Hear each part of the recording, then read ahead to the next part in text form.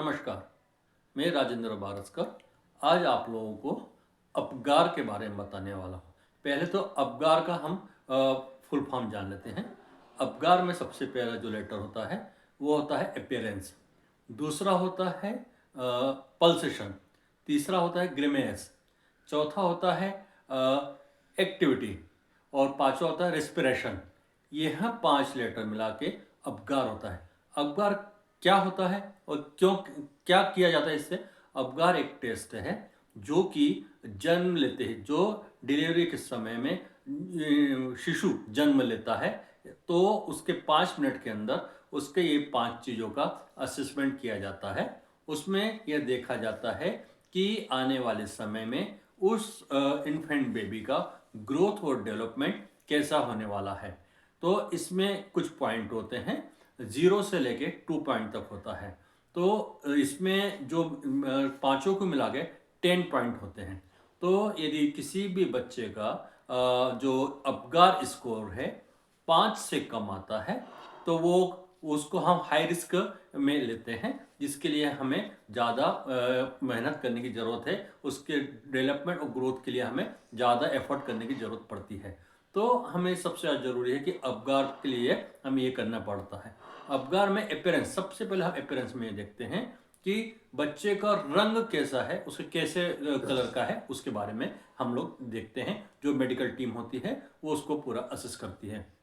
उसके बाद में हार्ट पल्सेशन, पल्सेशन में ये होता है कि हार्ट बीट्स की उसके काउंटिंग की जाती है, उसके कैसे है उसका देखा जाता है। फिर उसके बाद आता है ग्रिमेस, उसमें ये होता है कि उसके कैसे रिएक्शंस होते हैं या कैसे स्टिमुलेशन देने पर उसका क्या रिएक्शन आता है, क्या रिफ्लेक्ट आते हैं, उसके बारे में बात किया जाता है। एक्टिविटी, यदि वो देखते हैं कि ए से एक्टिविटी में यदि शिशु को कैसे हाथ पैर हिलाते हैं उसके बारे में देखा जाता है, ये सबसे ज़्यादा ज़रूरत होता है। रेस्पिरेशन में सबसे ज़्यादा देखा जाता है कि वो बच्चे का या शिशु का किस तरह से उसके श्वसन श्वास चल रही है उसके बारे में काउंट किया जाता है, वो देखा जाता है। पर लेटर पर टेस्ट पर उसका 2 पॉइंट होता है। 0 होता है तो एब्सेंट दिखाया जाता है।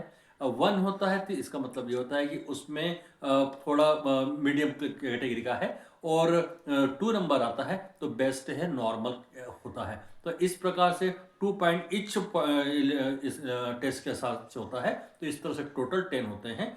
10 में यदि 5 के ऊपर होता है तो वो नॉर्मल है और बहुत अच्छा माना जाता है। उससे कम आते हैं तो उसके लिए थोड़ा हाई रिस्क बेबी कहलाता है। उसके लिए हमें मेडिकल टीम सबसे ज़्यादा प्रिकॉशंस बरतती है और उसको अपनी मॉनिटरिंग में रखती है, ऑब्जर्वेशन में रखती है। उसके लिए और भी जितने भी रिक्वायरमेंट होती है वो सब सब फुलफिल करने की ज़रूरत पड़ती है, ये किया जाता है। तो अपगार का मतलब यही है कि किसी भी न्यू बॉर्न बेबी का ये टेस्ट किया ही जाता है और होता ही उसके द्वारा ये पता चल पाता है कि उसका ग्रोथ और डेवलपमेंट कैसे होने वाला है। तो ये वीडियो आप सभी उन प्रेग्नेंट लेडी और उनके लिए है जिनका डिलीवरी होने वाली है या इन्फेंट बेबी आने वाला है, तो उसके द्वारा ये देखा जाता है कि क्या होना है। तो आप मेरे इस वीडियो को अधिक से अधिक शेयर करें,